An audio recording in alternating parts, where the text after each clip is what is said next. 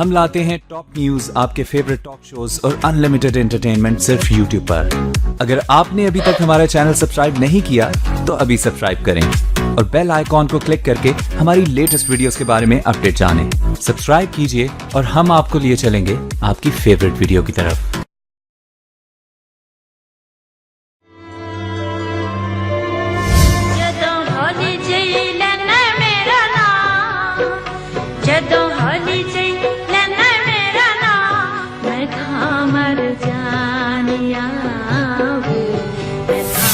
दिलों के तारों को छेड़ देने वाली सिरों की मलका मैडम नूरजहां को बिछड़े 17 बरस बीत गए। 21 सितंबर को कसूर में पैदा होने वाली नूरजहां ने कम उम्री में ही अपने फनी सफर का आगाज किया और अपनी मधुर आवाज और दिलकश अदाकारी से ऐसा जादू जगाया कि हर कोई उनका दीवाना हो गया। करोड़ों दिलों में खुशियाँ बांटने वाली अजीम फनकारा का असल नाम अल्लाह वसाई था।